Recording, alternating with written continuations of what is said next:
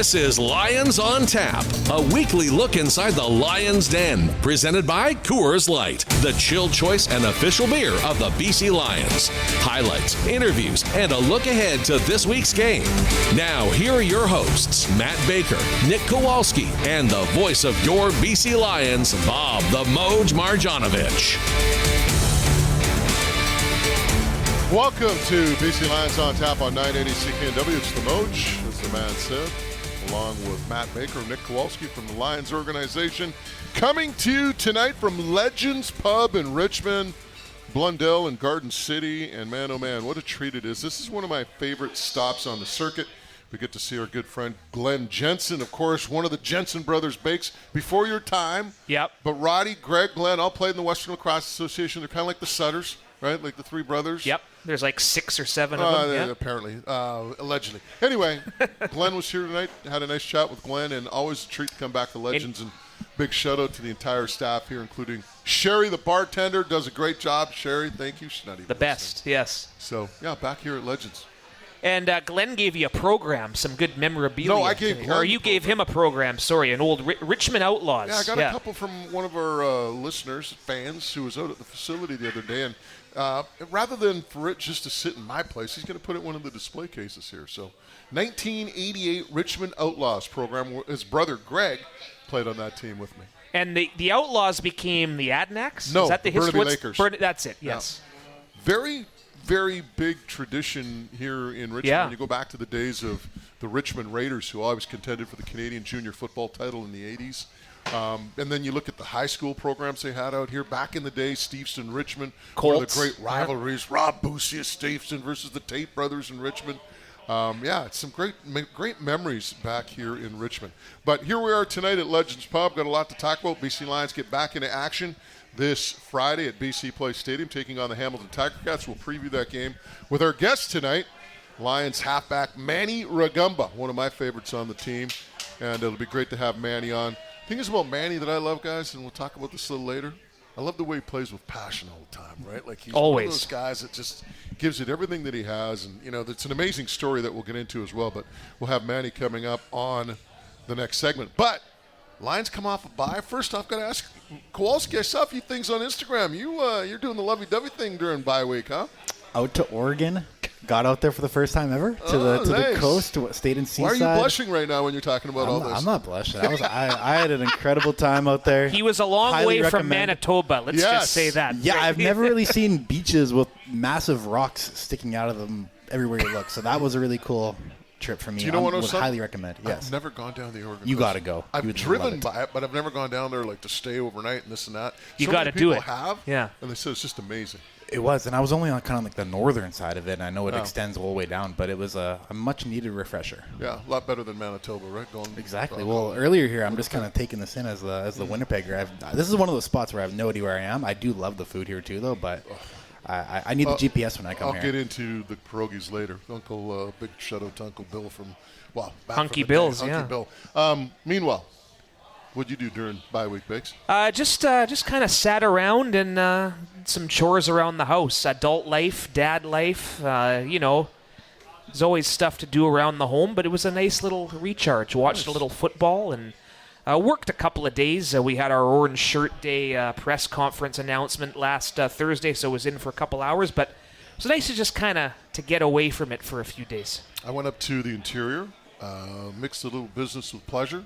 Saw the Canucks training camp in Penticton. We saw their scrimmage on Sunday and did a little work there, and then got back home yesterday for the UBC Hockey Alumni Golf Tournament. Big shout out to Matt Reed and the folks with the UBC Alumni Association out there. The Hockey Alumni, great day at Marine Drive. So had a lot of fun with that. But back to the grind today at practice. Did you hear? We'll talk to Manny. I'm pretty sure Manny went to Chicago. I know that looking at some of his Instagram posts. But anybody else that you heard of that went out? Did some interesting things during bye week. Well, I know Sean White had a baby. Well, not him, but his wife. But yeah, his lovely wife Rosanna did all the work, obviously. But I think we were talking to Hollins. He went home, right? Hollins went. I haven't seen Hollins yet. Well, no, sorry. I think it was Liam. I was talking to Hollins, and Yeah, guys, it's kind of it kind of came at a right time because you remember there was only the one bye week early in the season. It didn't really feel like a full bye week because had to come back and play on the Thursday.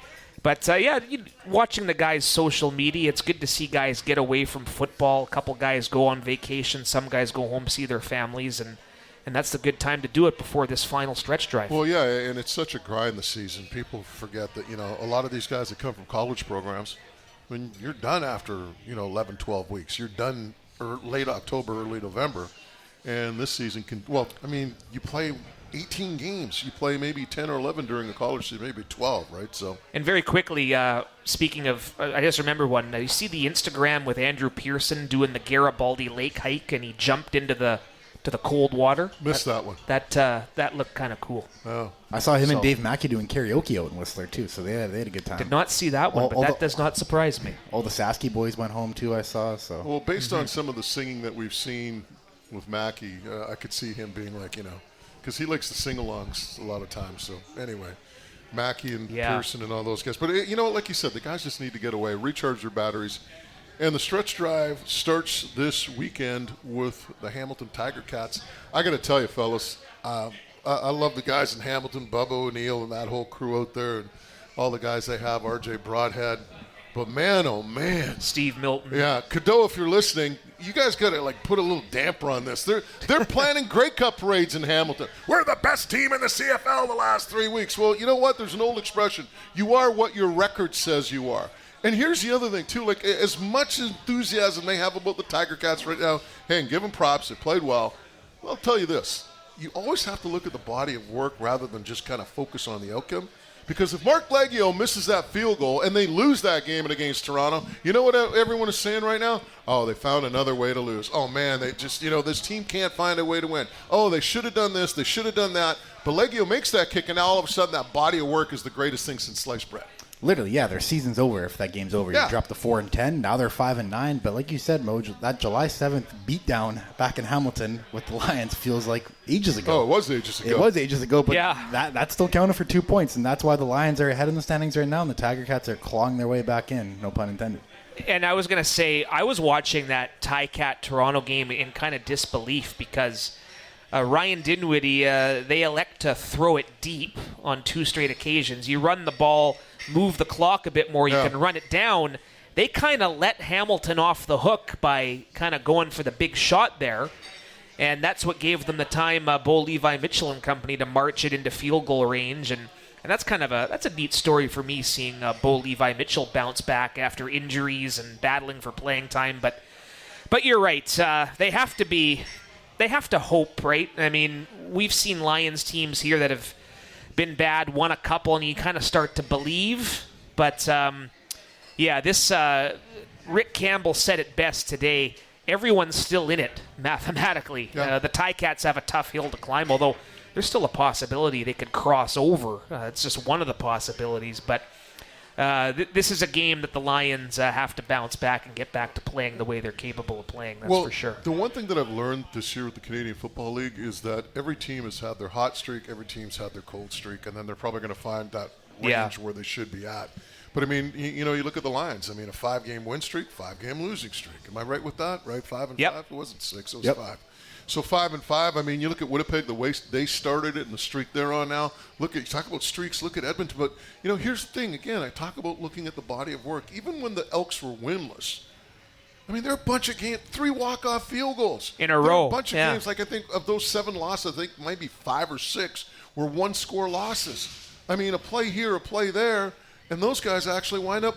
Maybe they're 4-3 instead of 0-7, right? So. It's just, to me, I just look at it, it's just being hot at the right time, and whichever team gets hot during the tail end here is going to probably wind up going on a run in the playoffs as well. And one big element with this Tiger Cat team, 3 straight wins, and a lot of it's changed since Chris Jones took over the defense. And I looked this up today, just getting ready for some preview stuff. These 3 Hamilton wins, 7 turnovers they've created combined. 5 of them in one game. I think that was when they beat Ottawa a couple of weeks ago. So that defense with Chris Jones, they believe right now, and I talked to Javon Catoy a bit about this today, just like, you get a glimmer of hope and you start to believe, and they're going to be playing desperate because, again, they pretty much have to run the table in order to stay in it. There's been a lot said about Chris Jones, especially leaving Edmonton and, seeing what he's done in Hamilton.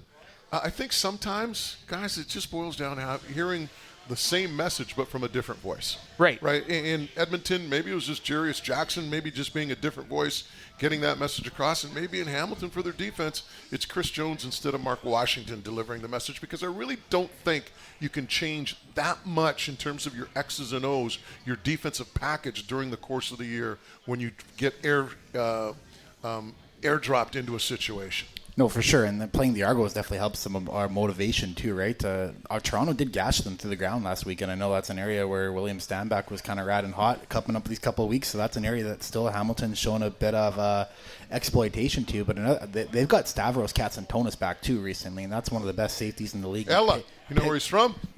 Bakersfield Bandit? Is that a good hint? Come on, man. UBC Thunderbirds. UBC. Well, I know he played for UBC, but his nickname's the Bakersfield Bandit, so I'm going to go with Bakersfield. I know he's from, but I'm just saying, he's a UBC guy. So we're both right. But he picked off Chad Kelly last week, too, so he's kind of the heart of that defense. Guys like Simone Lawrence, Ted Laurent moving on into retirement. Stavros is kind of this next generation on that Hamilton defense, and, they're playing better ball now. Hey, I know he hasn't played a major role for the Tiger Cats, but one guy that I'm glad that is getting to see some playing time, Giovanni Robinson. Oh, yeah. Here in BC. And Giovanni, basketball background, transition to football. Didn't work out for him in BC, but it has in Hamilton, and I'm glad to see him get an opportunity because great guy. And to see him have an opportunity to play, I think it's pretty cool. Touchdown last week, right? And a hurdle. I messaged the group chat at halftime saying you did, at halftime he has a hurdle, a touchdown, and a sideline interview with Matthew Shinetti. So there's the trifecta there. Hey, Kowalski's jacked up for a play when he's interrupting his Oregon vacation to text the group. I hadn't left yet. I stayed behind in Canada to catch that doubleheader there. I stand corrected. All right, before we go to break, tell us about the Grey Cup and the Grey Cup Festival. Well, this is big. Today is September 24th, so that means today tickets are available to the public. GreyCupFestival.ca/festival tickets, and they rolled out this announcement during the bye week. It looked like a great event. If you want to buy your team headquarter party pass, you want to go to Lions Den, Ryderville, what have you, that's available here. I think $65. You can get your tickets to the CFL Awards, the Coors Light Saturday night concert, Sam Roberts and the Trews. My wife, a big Sam Roberts fan, trying to get me to find some tickets. So we're working on it. Don't worry. But that's $730, $85. This is all at the convention center. I mentioned the Coors Light team party headquarters. It's all under one roof. Even Spirit of Edmonton, usually they do their own thing, but it's all there. So GreyCupFestival.ca/festival tickets. And I forgot the tailgate parties, the actual Grey Cup game day. There's a concert featuring Biff Naked. So there's all kinds of great events here. So get them while you can. All right, we're going to take a quick break. Again, we're coming to you from Legends Pub in Richmond, Blundell, and Garden City. Big shout-out to Glenn Jensen and the staff here. And, of course, Manny Rugamba coming up next to talk about the Lions and their upcoming game against the Hamilton Tiger Cats. And we'll also talk to Manny about his amazing journey in the game of football. You're listening to BC Lions on Tap on 980 CKNW. Now, back to more of Lions on Tap, presented by Coors Light.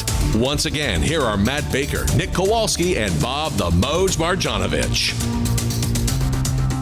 You are listening to BC Lions on Tap on 980 CKNW. You heard the man, Moj, Bakes, and Kowalski. Coming to you tonight from Legends Pub in Richmond, Blundell, and Garden City. Big shout-out to Molson Coors for being the presenting sponsor. And a big shout-out to Glenn Jensen, the owner, proprietor of Legends Pub in Richmond. And before we move along, gentlemen, I made a promise to Gary Peters, a big happy birthday to Marjorie Peters, who allegedly listens online. Allegedly.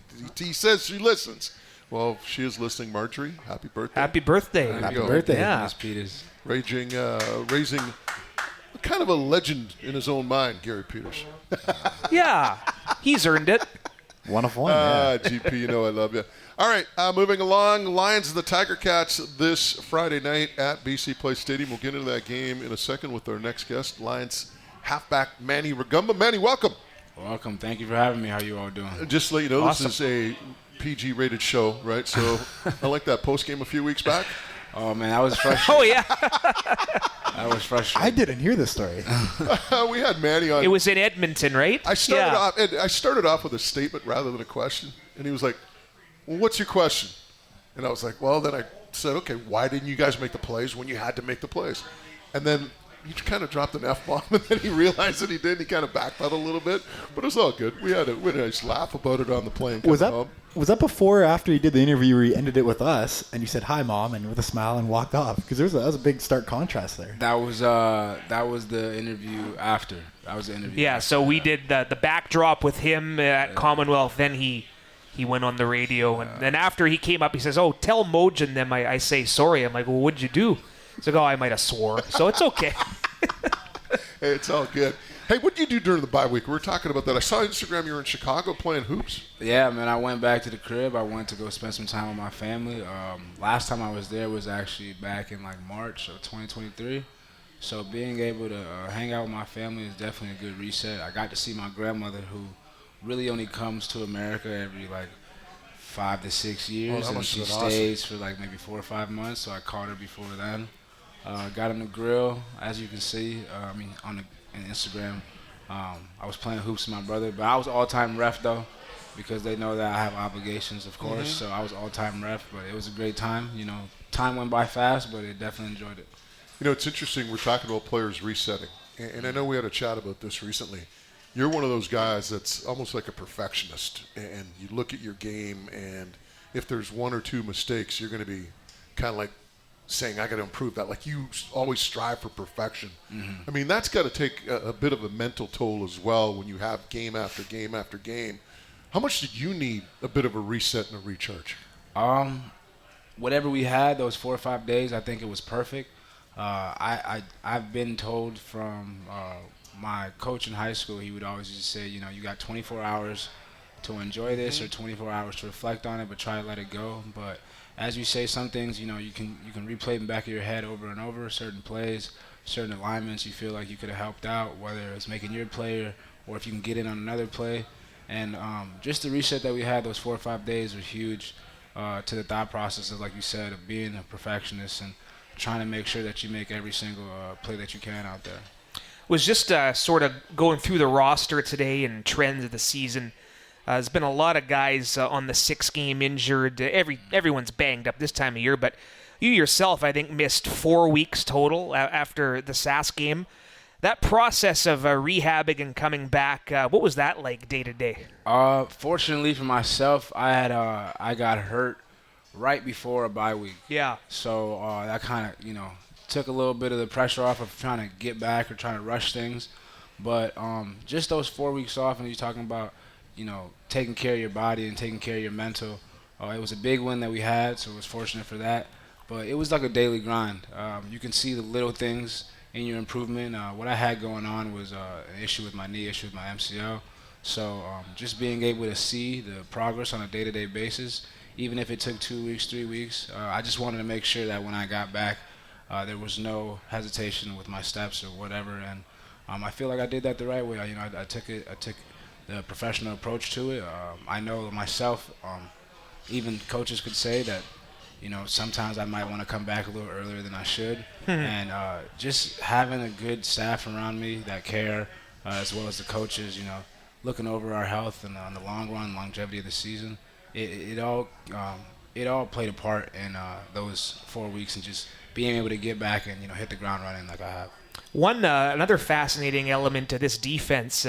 Guys like yourself, you've played halfback. You've played Sam. Moj said you're playing boundary halfback. He mentioned that earlier. You see TJ at Sam now. Yeah. Just that versatility. What does that say about the entire unit being able to be interchangeable? Oh man, it's hats off to what RP has instilled in us. Like I've said in multiple interviews, some of the first thing he said to us when I got to camp back in 2022 was that the more you can do, the more valuable you are. And that's something that's stuck in the back of my head, and it's something that I saw on a daily basis, whether it's Lucas Purifoy, who we had back in 2022, switching roles, whether it was safety, Sam, if he had to play corner, you've seen him play corner at Edmonton, and guys like TJ who can go from field half to boundary half to Sam, and then we had also guys like Marcus Sales, who was playing boundary half and field half. So it was really just, just about me falling in line of the guys in front of me, the defense that RP has, built up from the ground up, and just knowing that I also have a role, and in that role, there could be more than one role. So just, taking that with some sort of pride and understanding that you're a professional and you should be able to do that. And Manny, when you go back to 2022 or look back to 2022 and then go back to where you are now, how much more comfortable are you? Because you came into this league, it's obviously a different league and different game and all that, and now you're playing boundary half. And for those who don't know, you're often going against the team's typically the best slot receiver on the team, and they're coming full speed at you every play. So it's quite a different position. But how much more comfortable are you? And even how much does a guy like having Gary Peters beside you help with that comfort? Oh, man, it's so much comfort. But at the same time, I don't want to ever feel comfortable. Not to be that guy, but I came into the game. It was, like I said, a learning curve. Here's there. Sam's different from boundary half. But just having a guy that coaches me and, he's had 50-plus interceptions, whatever he says, I try to do. And when he gives me that information, whether I'm at Sam or boundary half, I know that I can trust him because, man, he's done it himself. Yeah. And when you got guys like Gary Peters, who also I would say is a perfectionist, and you got me and him into the boundary, as well as TJ to the other side, you got to communicate all across the board. And just being surrounded by so many different vets that I was fortunate to be surrounded by from the time that I came in to the time now has been a testament to what I've been able to do as far as being versatile and just playing roles that the team needs me to play. Lions halfback Manny Rugamba is our guest. This is BC Lions on Tap on 980 CKNW.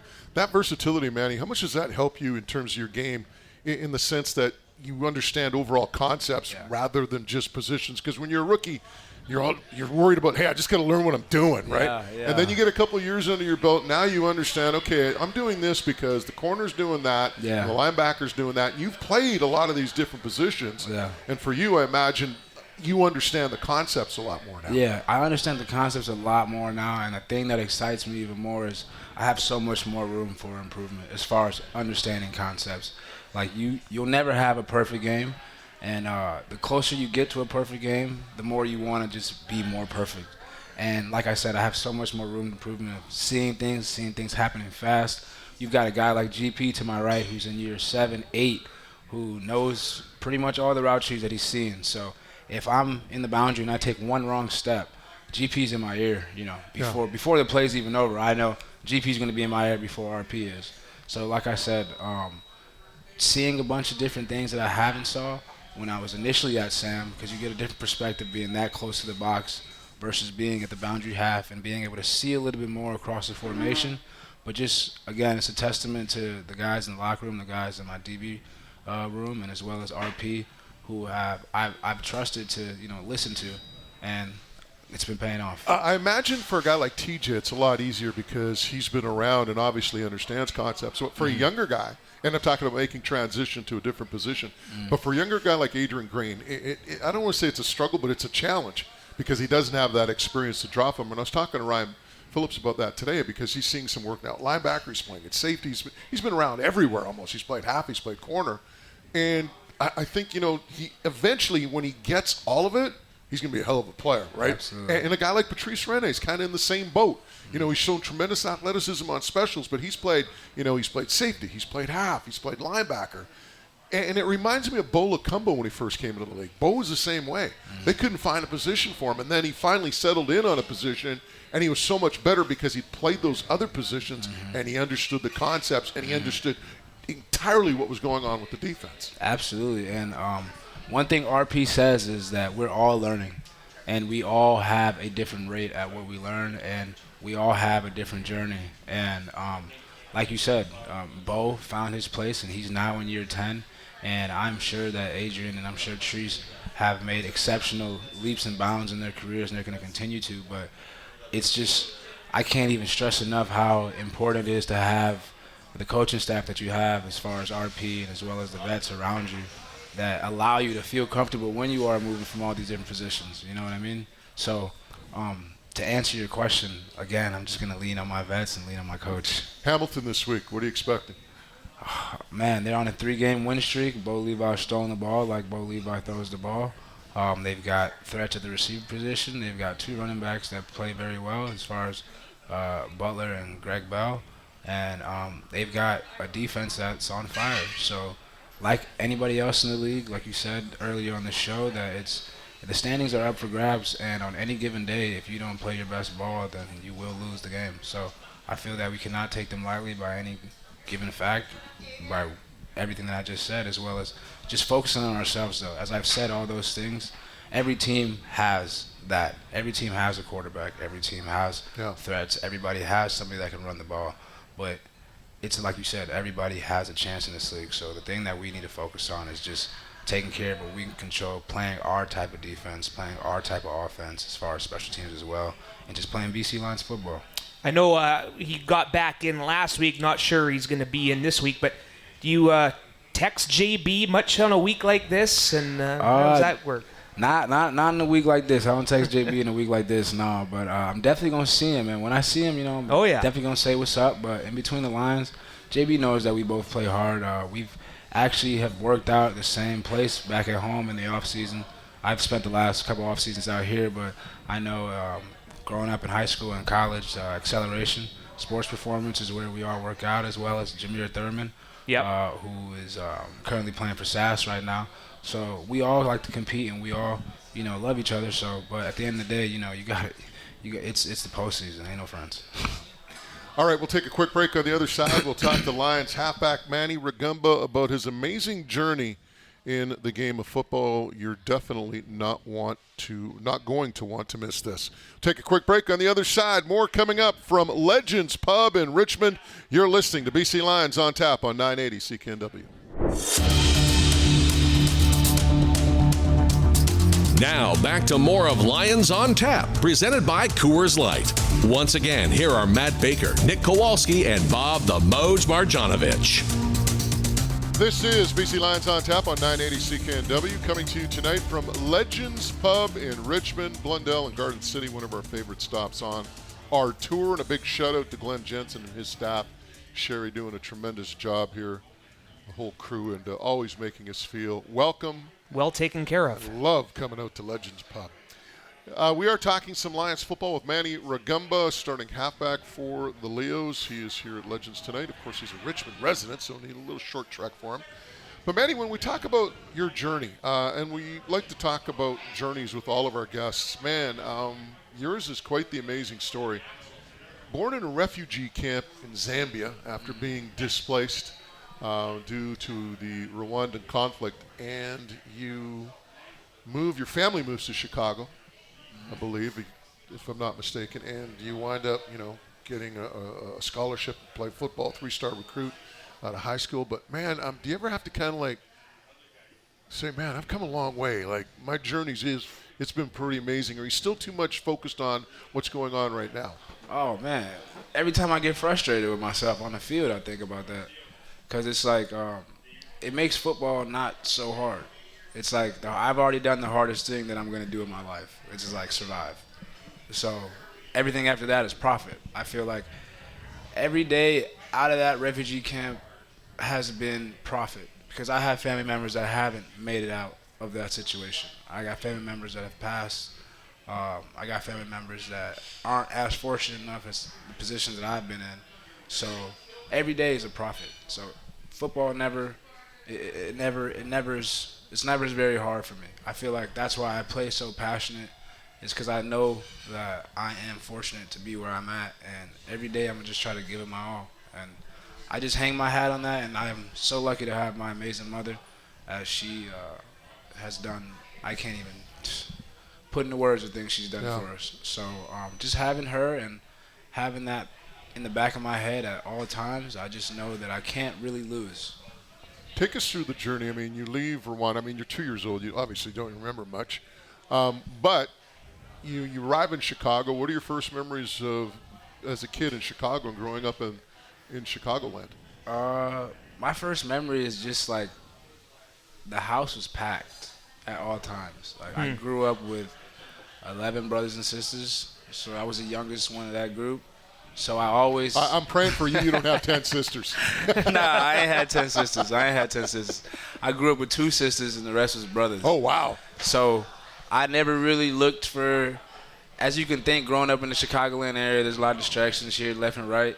I had a good support system, and I never had to go look for friends. You know what I mean? No matter what the world gave me outside of the home, when I got back home, it was all love all the time. Where were you in the pecking order in terms of the 9 brothers? Youngest. So you're the youngest I'm of the 9. youngest child. 11th child, right? Yeah. Wow. Youngest. That's amazing. So did your older brothers, did they get into sports? You kind of follow them into sports, or how did all that work out? Yeah, actually, my mom, the way I actually started playing ball was my mom was looking around the local rec center trying to figure out a way for us to, we had so much time in our hands, and she was a single parent. She was raising all of us. So she drove around the rec center. She found basketball for all of my brothers. And then the cutoff age for basketball was 10 years old. So I was 9. And then after, we went through the paperwork, they figured out I was only 9 years old. They're like, hey, there's nothing we can do. I started, crying, all type of stuff. I'm so sad because all my brothers are playing sports. So she just kept driving around the parking lot of the facility, and she saw a sign for football. It was a big field in the back, Trojans football. And she signed me up, and I played every season after that.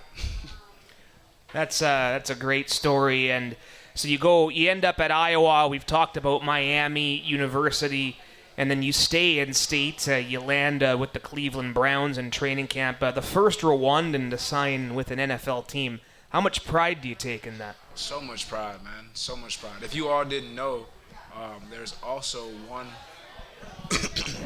There's also one other Rwandan in the CFL. He plays for Toronto. Got to put it a little closer. There you go. There, that's perfect. I do take pride in that, being the first Rwandan to ever sign an NFL contract. It blew my mind, honestly, when it happened.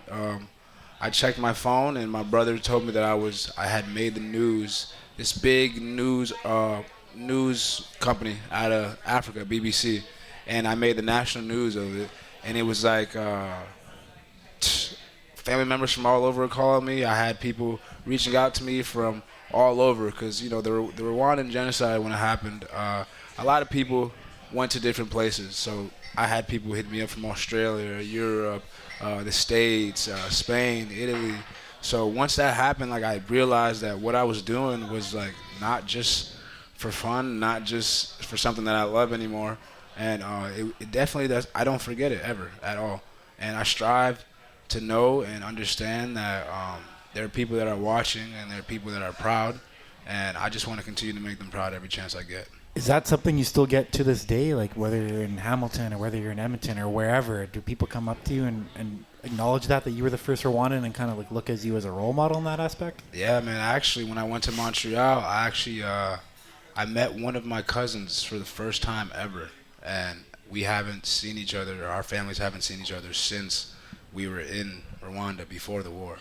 So it's that's what's so special about football. It brings so many people together. I never would have thought that I would be able to bring my cousin out to one of his first few football games, and we're fortunate enough to get the win in Montreal. But just being able to meet him and hear his story and how our parents used to communicate. His parents, they lived in Canada at the time, and my parents lived in America at the time, and they would communicate. And then just everybody bringing each other together through sports. It's something that I don't take lightly, and I'm just going to continue to represent my country the best way I know how. Manny Rugamba is our guest, BC Lions starting halfback. You're listening to Lions on Tap on CKNW 980. When did you realize you had a future in football?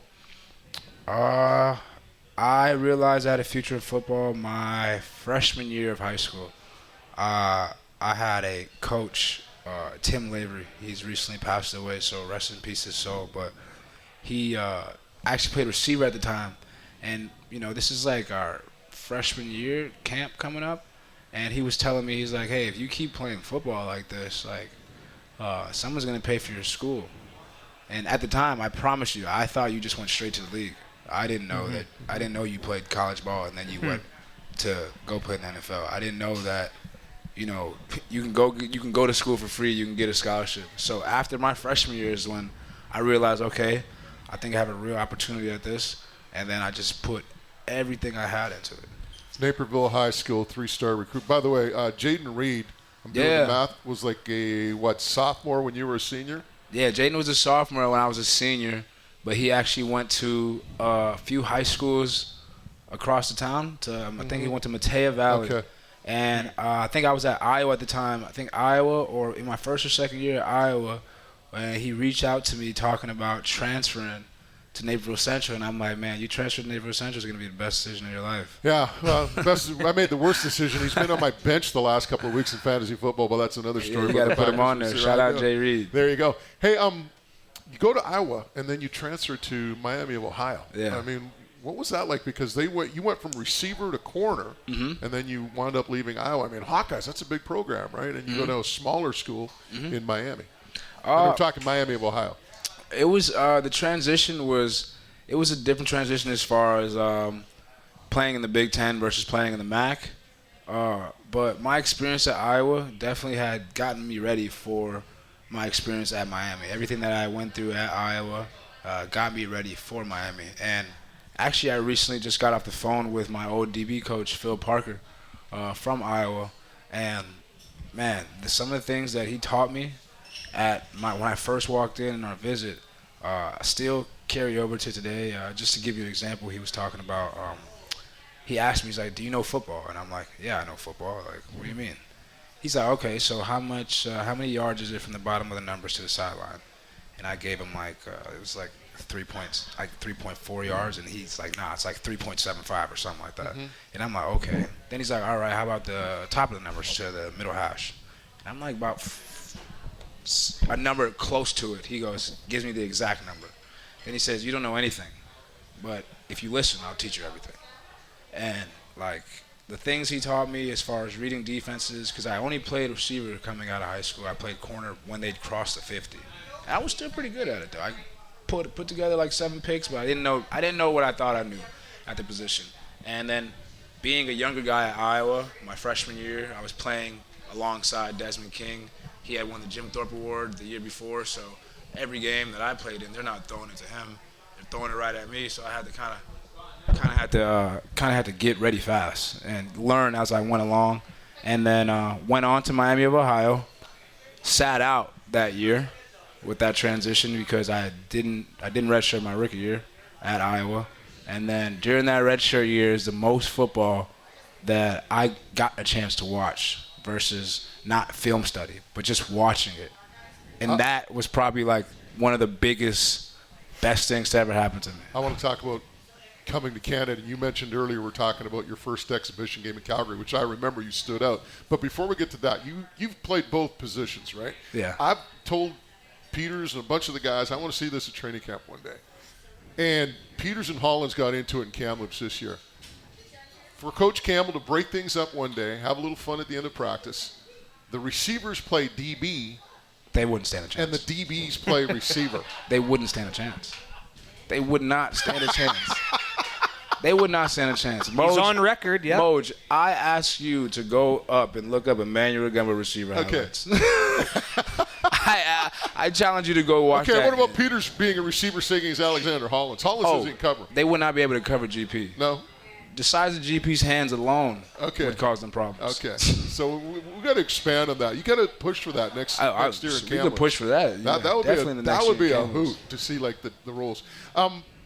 Canada, you mentioned the first game in Calgary. I remember that game because you stood out. But what were your thoughts when you first heard that your agent's telling you, "Hey, I got an opportunity for you in Canada"? Oh man, my first thought was, where am I going? Like, my first thought was he told me 3 teams. I won't disclose the teams, but he told me 3 teams. And I'm like, man, whichever one is ready to go right now, let's do it. And BC Lions is ready to go. So I said, sign that contract. Let's do it. It was no hesitation. Love it. You made the right choice. Kind of bring it full circle here. We've talked about the team in the last couple games, but 7-7, but this division is a log jam. How do you see the ceiling with this team? It stays the same, right? Is that you still believe in the locker room every day? Absolutely. Every single day we still believe in this locker room. We know how capable we are and how good we can be. And we know that just like any other team, if you don't hone in on the things you need to hone in on, you won't be your best. So we just continue to strive to be our best day in and day out, and we believe 100% the same way we did when the season started that we'll be in the Grey Cup.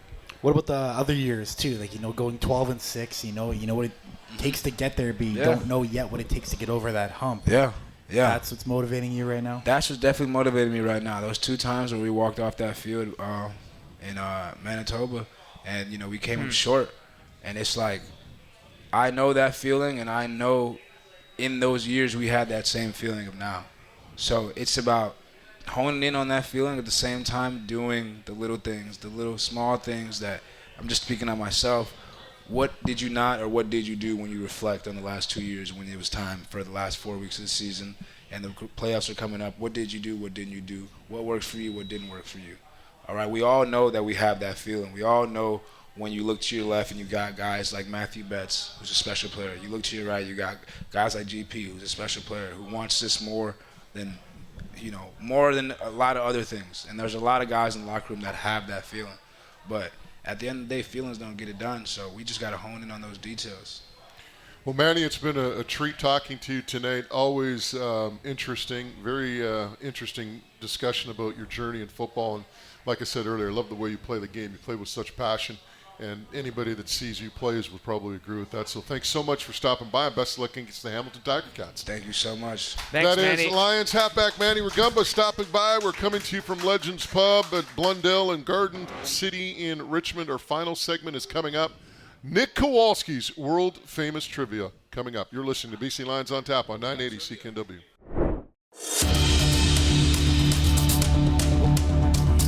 This is Lions on Tap, presented by Coors Light, the chill choice and official beer of the BC Lions. Now it's time for Nick Kowalski's world-famous trivia.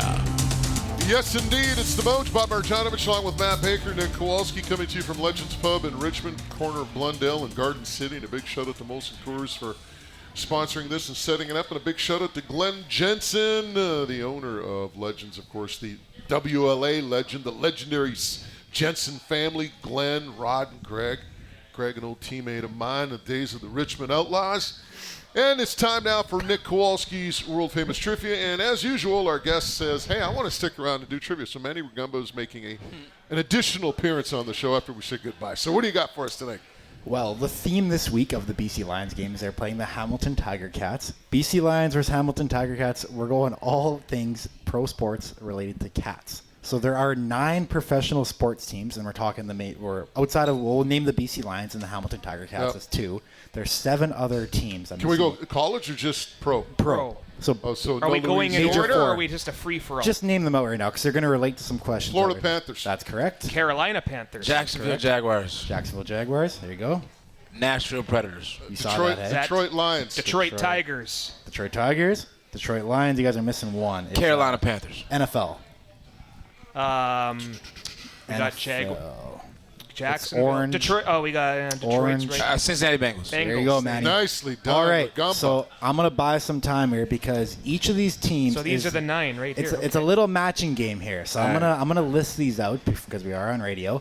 So each of these teams relates to they're the answer to one of these questions. So these questions are the team to last appear in a championship title, the newest team, the team without a general manager, the team with the most championships, the team with the biggest stadium, the team with the lowest winning percentage, the team that's hosted the most championships, the most wins, and the team that is relocated. Lions, team's most championship, BC. You're going for wins? No, I said championships. That's hosted. Oh, that's hosted. I thought you said Moj, I'm going to give you that because that's correct. No, that's actually. correct anyways. Damn. So even You meant to do subliminal, that. I'm good. The newest cat. Newest cat team. The It got to newest be the. cat It's team got to has be gotta the be Florida Nashville. 2020. This what is it? So keep in mind, It's the a Newest cat team? Nashville. Nashville. That That's is what I meant. correct. See, I'm looking for 1998. That is correct. Okay, so then you got a cat team that to last appear in a championship title or series. Florida Panthers. Florida That is correct. Panthers. This season. Cat team with lowest winning percentage? It's gotta be the- all time? Yes, all time. Detroit? Incorrect. Detroit Lions is incorrect. Oh, it's Jacksonville. Manny Rugamba is correct. It's the Attaboy, Jacksonville Cat Jaguars. team with the most championship wins has to be Hamilton. It is the Hamilton Tiger Cats. There you They go. do. They Cat do- team with the Grey biggest Cups. stadium has to be here. That is correct. Manny Rugamba with the Carolina Carolina Panthers Panthers. is the biggest stadium. Cat team with most wins. Detroit Tigers. Oh. Yeah, that's an Because easy they one, play right? the most games. Exactly. Relocated to current city. Is that Detroit? That is correct. Yes. So the Detroit Lions, they actually started. were- I have this. Yeah. The Portsmouth Spartans. They started Bengals in don't got Ohio. a general manager. The Bengals do not have a general manager. Do you guys know that? I know that now. Put my resume in. So that's the pattern matching there. That's a fun one. I think we all did pretty well. Little creative. But yeah, the Bengals, they just have a director of player personnel. I think it's Dave Turpin is his name, and he just calls the shots along with Mike Brown before. Well, you know what? Even if they need a coach, Manny Rugamba is available because he's killing it in NCAA 25 right now. I am killing it right now. I'm telling you, I am on a hell of a run. Miami of Ohio, third year. Third year, yeah, one natty in my first year with the team. Second year went to the playoffs. Third year, we're trying to go ahead and finish this thing up. Who's the best NCAA 25 player on the team? You? I want to say myself, but I took a crazy loss the other day. I took a crazy loss, and I can't hang it up on that. I'll go ahead and say Pete Robertson. So, all right. I hope he doesn't hear that. I played coach mode way back in the day, like NCAA 14. Mm-hmm. I didn't get into the whole. Let me tell you something, Moj. This NCAA 25, mode, it's sick. Whatever you did in 2014, forget that. Yeah. This is not going to work in 25. I heard like even recruiting is like you got nil, you got transfer portals. Yeah, the transfer portal is different, man. You almost have to throw like everything you have at these kids. They don't even. They got somewhere else to be. One day when I upgrade to a PS5, I'll get that. Hey, Manny, thanks again for stopping by. Thank you for having me, man. All right, Bakes, before we get out of here, again, Grey Cup and game coming up on Friday. PSA time. Yeah, quick reminder. Yeah, the Grey Cup Festival tickets are on sale now. GreyCupFestival.ca/festival tickets. Coors Light concert with Sam Roberts on Saturday. Team party pass. Spirit of Edmonton breakfast. I know you'll be, hopefully you won't be at all these events because you'll be busy prepping for a broadcast, but we'll take it one game at a time. Lions Ticats Friday, not Saturday, Friday. Orange Shirt Day game, National Day for Truth and Reconciliation coming up. First 10,000 fans get a free orange T-shirt. We'll have the Hallucination performing at halftime again, the electronic music duo, very impressive. Adult tickets start at $25. Kids tickets start at $15. Week from Friday, Gravy Bowl, Calgary. We've got I think Dwayne's going to be carving turkeys with Jay McNeil. Is that right, Dwayne? Yes. So nice. He beat Wade Miller last year, so he's got to beat Jay this time. But we'll spend next week's show promoting the Gravy Bowl. But 7:30 kickoff, bclions.com/tickets. All kinds of great ticketing options. All right, and Nick Kowalski, Lions social media, Twitter and Instagram. What do you guys got coming up? We just hit 8,000 subscribers on YouTube, so we set out that lofty goal of 10,000. We're way up there. Well, these road and fives with your commentary help a lot. They go a long way, Moj. So winning football games helps a lot too. So we're hoping to get a nice game recap after a big one on Friday and the Orange Shirt Day game, like you mentioned. A lot going on. All our shooters will be out there, so looking forward to it. At BC Lions on X and Facebook, and then at BC Lions_official. Yeah, and if people haven't checked out some of the stuff that Nick Kowalski and Liam Thompson and Steve Chang and the rest of the crew do with social media, I highly recommend it because it is top-notch stuff, and the Lions are lucky Best in the league. have some of the talented young men doing this right now, and ladies as well helping out. But man, oh man, amazing stuff. All right, before we wrap it up, Tiger Cats, Friday night, 7:30. What are you guys expecting? What type of game are you expecting against Hamilton? I think it's going to be. I think it's going to be a battle. We've talked about the constant for these last couple of Lion victories. Go back to Montreal up front, right? I know we talk about it all the time. That's going to be a battle worth watching, and expect to see a couple of injured guys back. So Nick? Depth chart will come out Thursday. I'm looking. The Lions are last in the league in time of possession this week. I think that's going to be a crucial aspect to control this week. Get the ball out of Boleva and Mitchell's hands. Don't let James Butler get ahead and start pounding the ball on you or Greg Bell if he's dressing this week. So if BC can control the ball, don't turn it over. And you control the ball by getting the running game going and, getting into manageable, staying ahead of schedule on second down, making life a lot easier for Nathan Rourke when it's 2nd and 4, 2nd and 5 rather than 2nd and 9. So to me, that's a big key as well. All right, that's a wrap for us tonight. Again, we invite you to join us for our broadcast Friday night at 6:30. The pregame show will begin on 980 CKNW. Kickoff at 7:30 between Hamilton and BC from BC Place Stadium. Big shout out tonight to everybody here at Legends Pub, Sherry, Glenn, and the whole crew here for making us feel welcome. Our favorite stop, and you're in the neighborhood, stop on by Blundell and Garden City, and a big thank you to the folks at Molson Coors for helping out as well. You know what I'm going to tell you before we get out of here? Do what you got to do. Enjoy life. Go for it on 3rd and short. Don't punt. Go for it. Just do us a favor. Be safe.